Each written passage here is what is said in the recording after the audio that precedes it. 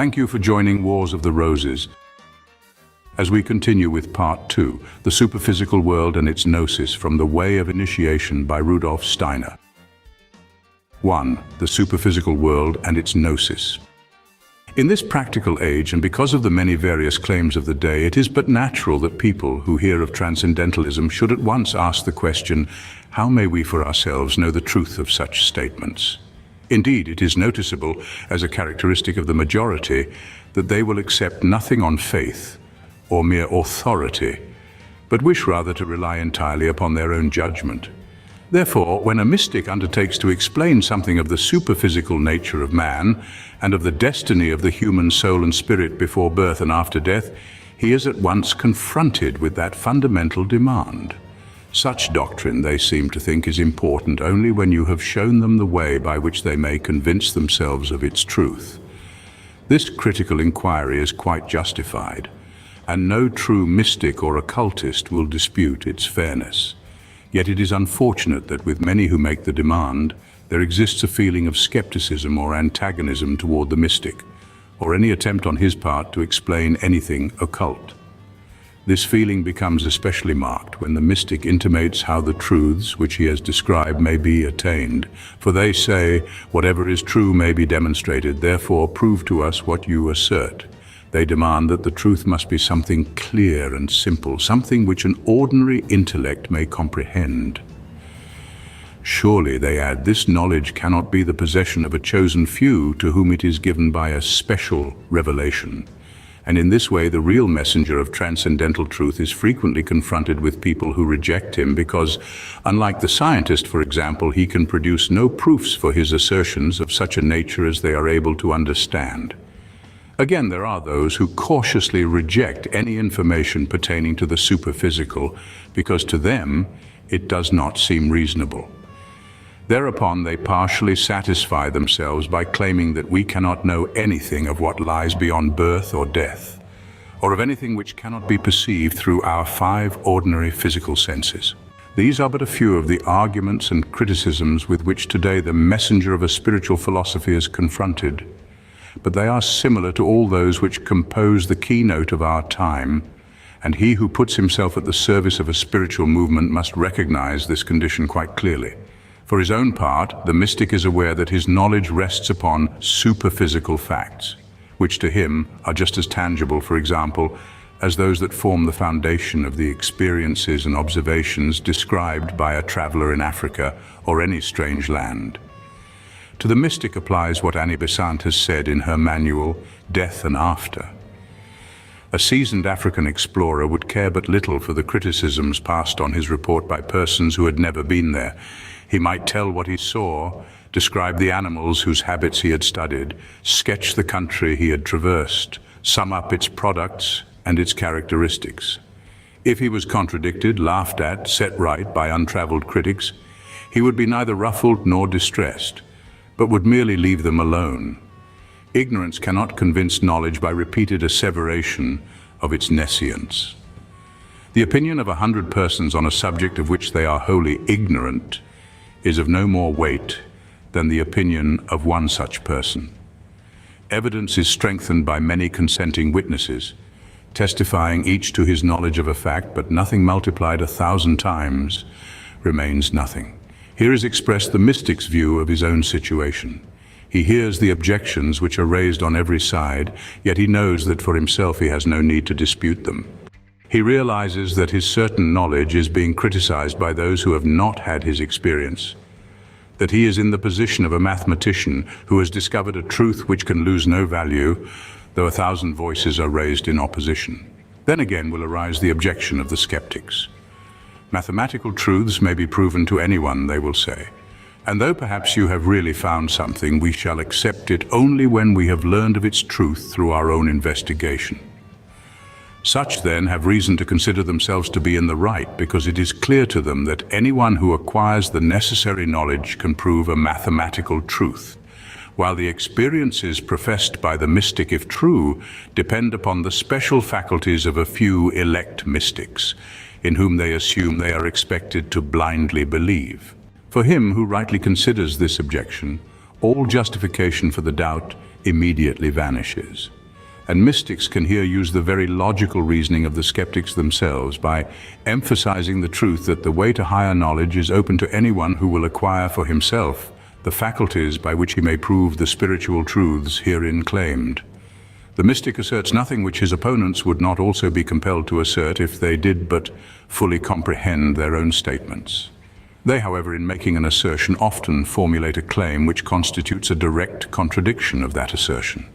Skeptics are seldom willing to acquire the necessary faculties to test the assertions of the mystic, but prefer to judge him offhand without regard to their own lack of qualification. The sincere mystic says to them, "I do not claim to be chosen in the sense that you mean. I have merely developed within myself some of man's additional senses in order to acquire the faculties through which it is possible to speak of glimpses into superphysical regions. These senses are dormant within you and every other person until they are developed, as is necessary with the usual senses and faculties more noticeable in the growth of a child." Yet his opponents answer, "You must prove your truths to us as we now are." This at once appears a difficult task, for they have not complied with the necessity of developing the dormant powers within them. They are still unwilling to do so, and yet they insist that he shall give them proofs. Nor do they see that this is exactly as if a peasant at his plough should demand of the mathematician the proof of a complicated problem without his undergoing the trouble of learning mathematics.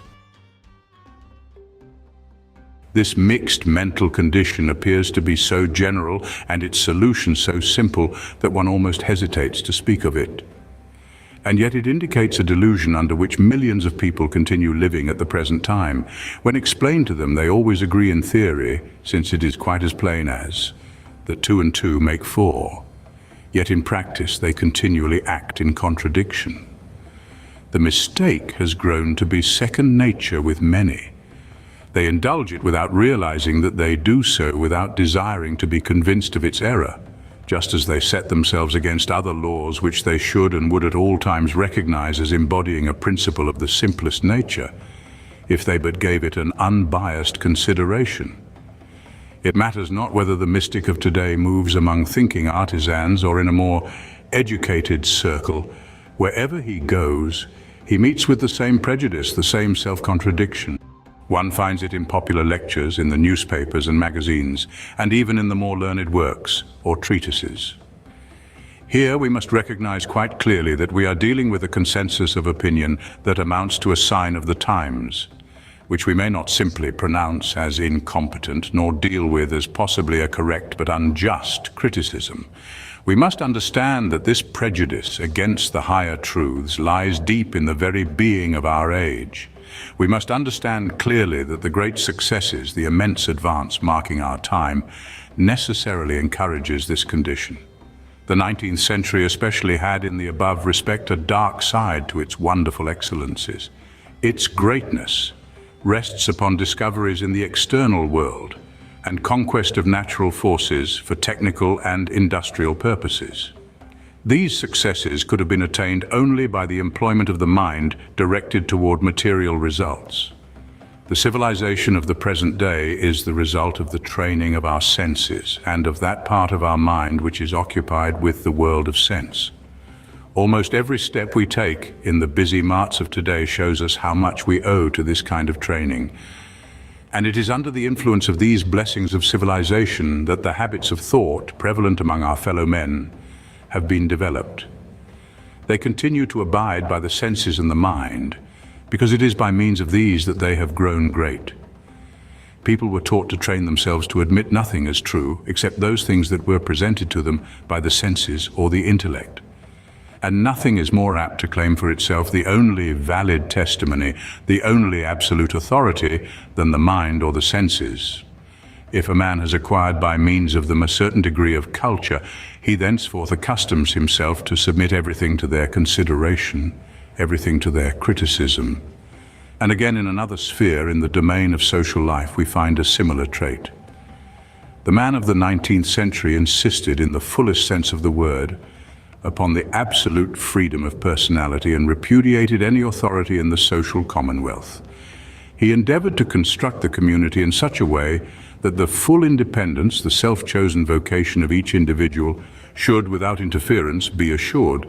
In this way, it became habitual for him to consider everything from the standpoint of the average individual. This same individuality is also helpful in the search of knowledge on the spiritual plane, for the higher powers which lie dormant in the soul may be developed by one person in this direction, by another in that. One will make more progress, another less. But when they develop those powers and attach value to them, men begin to differentiate themselves. And then one must allow to the advanced student more right to speak on the subject or to act in a certain way than to another who is less advanced. This is more essential in matters of the higher realm than on the plane of the senses and the mind, where experiences are more nearly the same. It is also noticeable that the present formation of the social commonwealth has helped to bring about a revolt against the higher powers of man. According to the mystic, civilization during the 19th century has moved altogether along physical lines, and people have accustomed themselves to move on the physical plane alone and to feel at home there. The higher powers are developed only on planes higher than the physical, and the knowledge which these faculties bring is therefore unknown to the physical man. It is only necessary to attend mass meetings if one wishes to be convinced of the fact that the speakers there are totally unable to think any thoughts but those which refer to the physical plane, the world of sense. This can also be seen through the leading journalists of our papers and magazines, and indeed on all sides one may observe the haughtiest and most complete denial of everything that cannot be seen with the eyes, or felt with the hands, or comprehended by the average mind. We do not condemn this attitude, for it denotes a necessary stage in the development of humanity. Without the pride and prejudices of mind and sense, we should never have achieved our great conquests over material life, nor have been able to impart to the personality a certain measure of elasticity. Neither can we hope that many ideals, which must be founded on man's desire for freedom and the assertion of personality, may yet be realized. But this dark side of a purely materialistic civilization has deeply affected the whole being of the modern man. For proof, it is not necessary to refer to the obvious facts already named. It would be easy to demonstrate by certain examples, which are greatly underrated, especially today, how deeply rooted in the mind of the modern man is this adhesion to the testimony of the senses, or the average intelligence. And it is just these things that indicate the need for the renewal of spiritual life.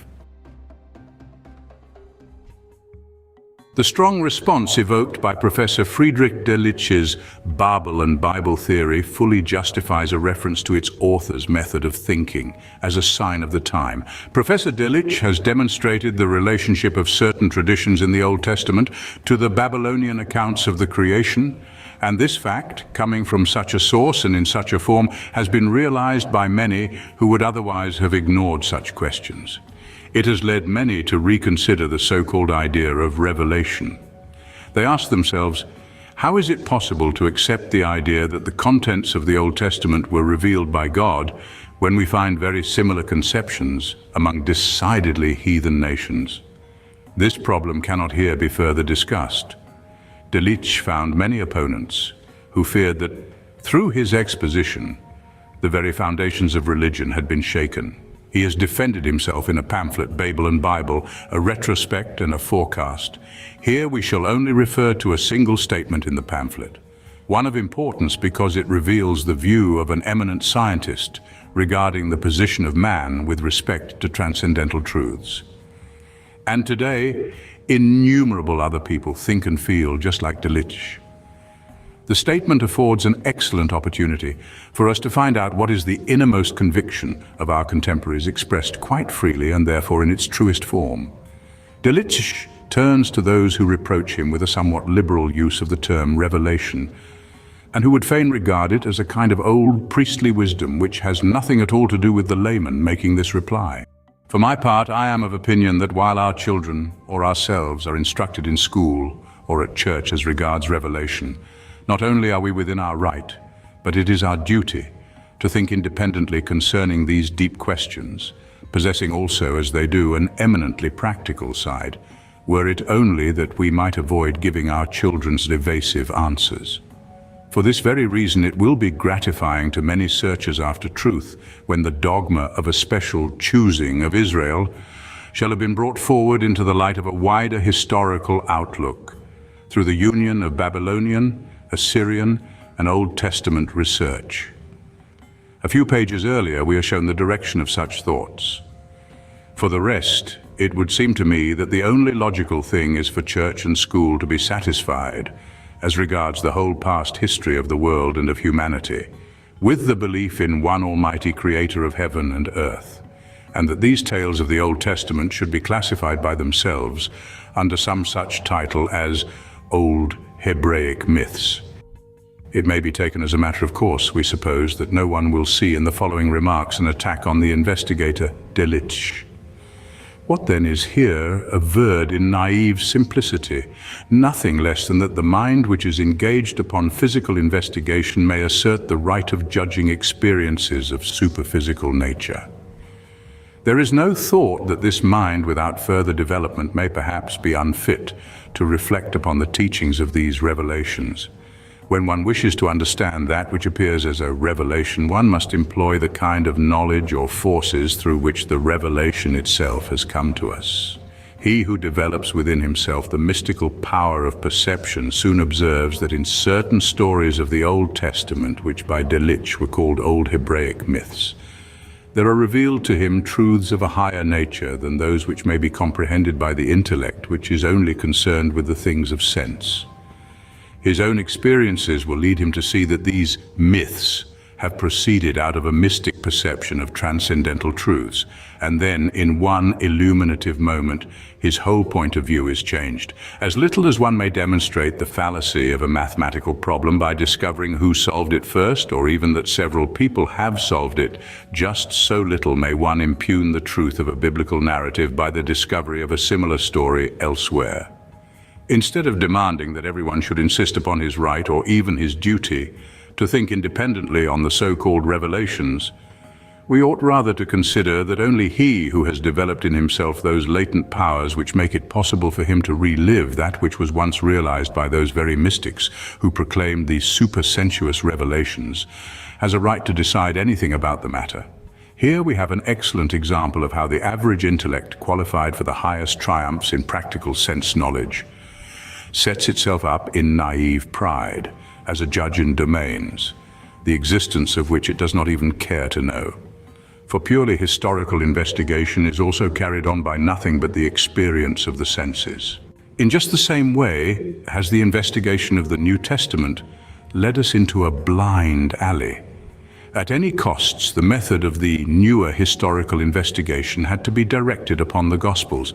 These documents have been compared with each other and brought into relation with all sorts of records, in order that we might find out what really happened in Palestine from the year 1 to the year 33, how the historical personality of whom they tell really lived, and what he may really have said.